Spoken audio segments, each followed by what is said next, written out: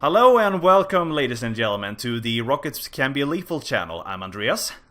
And I'm Alexander.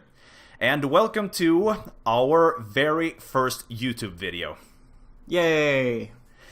And we decided to do a commentary on Dust: An Elysian Tale, a game that we love just a tiny bit. A tiny bit too much, actually. No, it's a wonderful game. Yeah, I love this a lot. Actually, it's been a few years since I played this last time, and at first I was kind of okay doing commentaries. What are we gonna do? And I was kind of locked to doing consoles because my computer is kind of shit right now. And I looked in my library and thought, yeah, Dust, that could be a lot of fun to do again. And my god, it's been such a nostalgia trip doing this game again. Our world has fallen to fade. Its great works long since complete. Its storied civilizations long since... And we immediately fall silent. Yes. Yeah, but yeah, it's not really hard because these cutscenes are very engaging and the story is very engaging. Yeah, I agree. Yeah, we certainly have a lot to say about this game. This game was released, let's see, in Summer of Arcade 2012, I believe. Yeah, I think so too. Did you buy it? I don't remember. I think I saw it on release and I bought it pretty much immediately. Was it the same for you?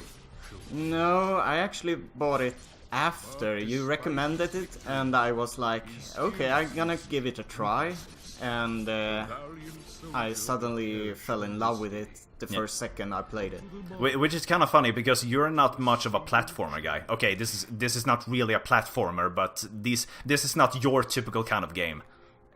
But at the same time, it's kind of is because it's a hack and slash as well, I would say. Yeah, it's true. You're kind of a nerd when it comes to the what's it called, the Dynasty games. Yes. Yeah. So okay, I guess it's that. But and also we are huge story nerds. Yeah. We love story, we love deep characters and things like that. So and this game has a lot of that. Yeah. I think this is my second second favorite game in all time. It's not quite Fidget. Stop right there. And who is she? Me? I'm Fidget, guardian of the By the way, sun. Fidget is my favorite character in Dust. I think most people who play this game say Fidget is their favorite. Okay, so what's your favorite character between Dust or Ara? I would say Aura, but okay, that's actually pretty difficult. The reason why I say it, I want to like Aura more, but most of the time he's like the tutorial guy or the the secret master kind of guy. He doesn't really have that much personality, but he does have a few really perfect lines that really, breaks the character, so to speak, when they're up in the mountains. Alright, I'm not gonna spoil that. We get to it when we get to it, but for the most part, Aura is kind of, the mysterious sword, and I like Dust because he's the kind of hero that I like to play in video games, the kind of hero that is a hero just for being a hero, loves to help people and just being a straight up good guy. I'm coming with Yeah. But, I really need the I kind of like him for that same reason as well. Yeah, whatever it is you're doing. and it's hard not to like him. I think it's hard to not like all three of them. They are a very lovable group. Yeah, I would say so too. Then will you give So, what I just realized we've been talking all over this. What is actually going on here? That guy over there, that's Dust. The flying Nimbat is Fidget, and the sword is the Sword of Aura. Basically, what's going on is we have amnesia. We have no idea why we're here, and we need to figure out why. Fidget is the quote-unquote guardian of that sword, and the sword call itself the Blade of Aura. And all we know is it's a sword, and apparently he was sleeping and then he awoke, and now he belongs to Dust for some reason. We don't really know why. And we don't know much about Dust either, because we know next to nothing. All we really have to go on so far is the cutscene at the start, when we saw a shadowy figure attack a town. Yeah, and that's pretty much all we know. Yeah, pretty much. What is it, Fidget? So, what kind of game is this anyway? This is a Metroidvania sort of action-adventure game. The entire world is broken up into different maps, who in turn are broken up into rooms. You level up. It's pretty much the furry version of Castlevania Symphony of the Night. And that's not a bad thing. Let me repeat, that's not a bad thing. I know it sounds bad, furry but version, yeah. yeah, pretty much. But actually, Symphony of the Night is actually the best comparison I can make, because it shares both the good and the bad of Symphony of the Night, and I'm gonna go through these as we are playing this game.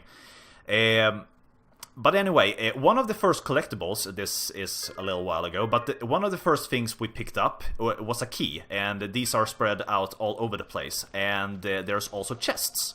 Oh, right! We found a chest! Correction. We found a locked chest. Well, what are you waiting for? Smash it open. That would be unwise, Dust. These chests are protected by arcane locks from the last era, and are well beyond my capabilities. I suppose we'll need a key then. Luckily, I have one. And for some reason, even with a key, we still need to do this little minigame. I could have thought they were kind of fun. Yeah, I mean, they're not a hindrance or anything, and I don't find them annoying, but yeah. They're a bit more interactive than just pick up a key and use it. Yeah. But anyway, these keys are spread out all over the place, and if you find one, get it, because there are a lot of chests, and they all contain very useful loot. I will say... I can say this is going to be a 100% playthrough, and yes, I'm playing this one.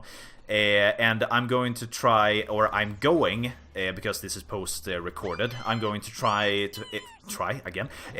I'm going to find all the secrets and get all the unlockables.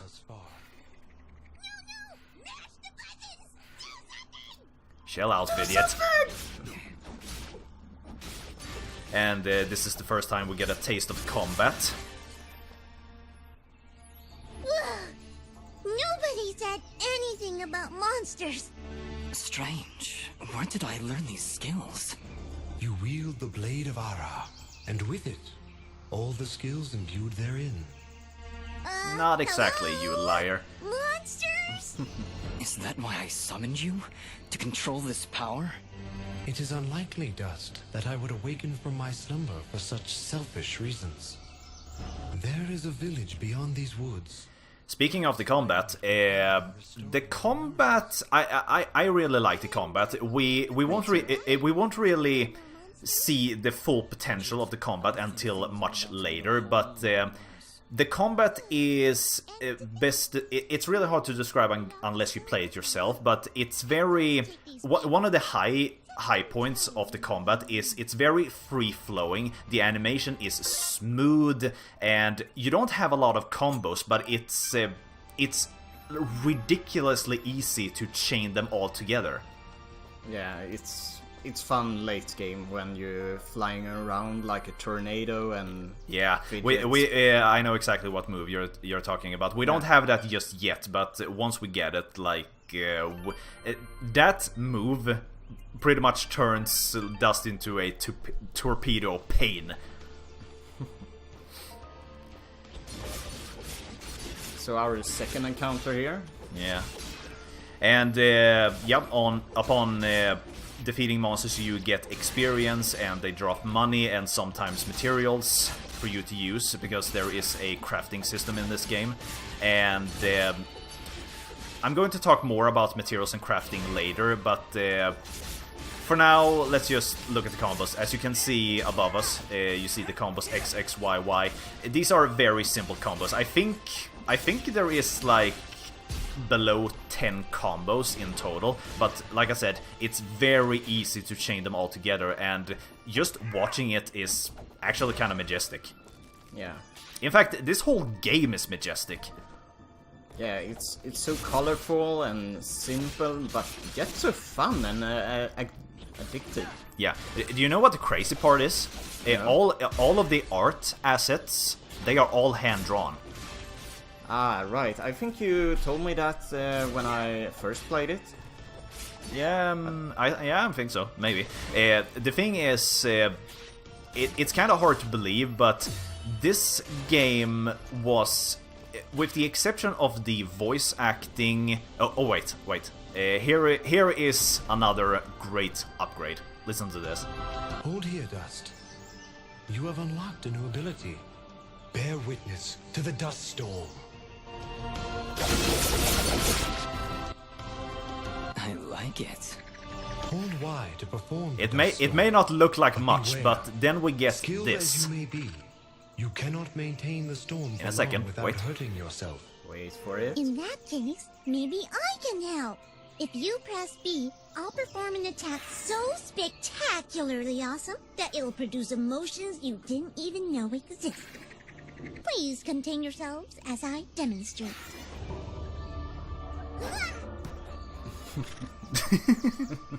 That was, very pretty.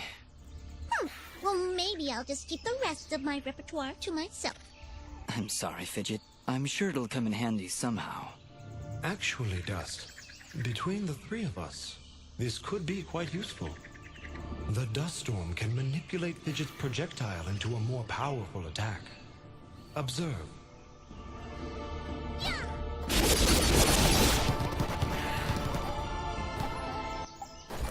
Wow!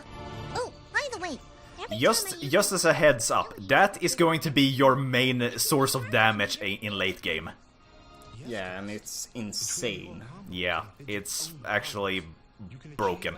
Another thing this game has in common with Symphony of the Night.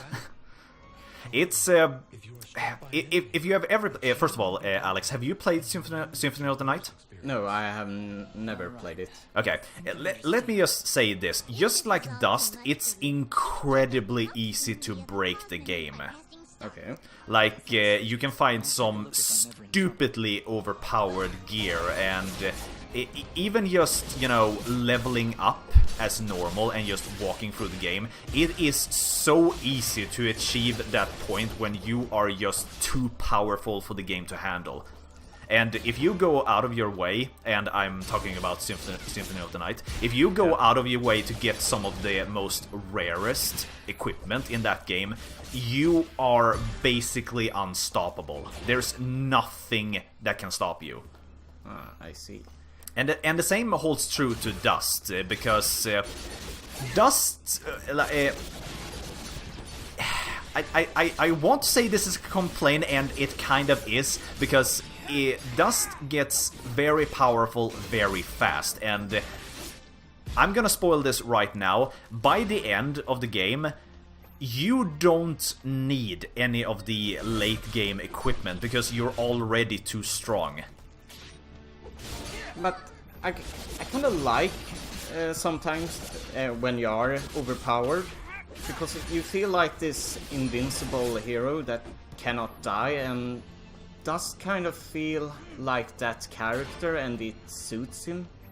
Yeah, it does. I mean, especially what we learn about him later on. It fits, yes. But all I'm gonna say is, if the combat wasn't as satisfying as it is here, then this game would be boring as hell. Yeah, absolutely. Then it would not be top.